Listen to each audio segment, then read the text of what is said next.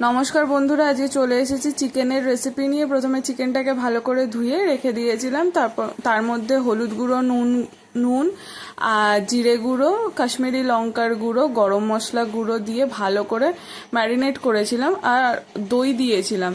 দই দিয়ে ভালো করে ম্যারিনেট করে চিকেনটাকে সাইডে রেখে দিয়েছিলাম। দইয়ের পরিমাণটা একটু বেশি করেই দিয়েছিলাম। আর দইয়ের পরিমাণটা বেশি করে দিলে বেশ খেতে ভালো লাগে।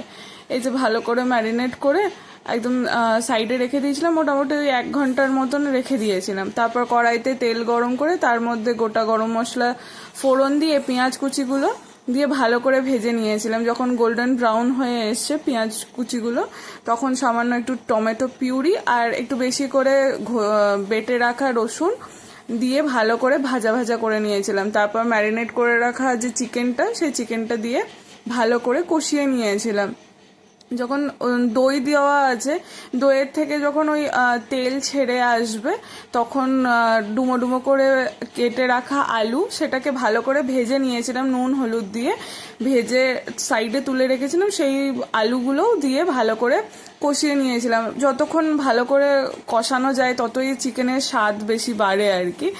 ভালো করে চিকেনটা কষিয়ে নেওয়ার পর সামান্য একটু জল দিয়ে ঢাকা দিয়ে ভালো করে কষিয়ে নামিয়ে নিয়েছিলাম।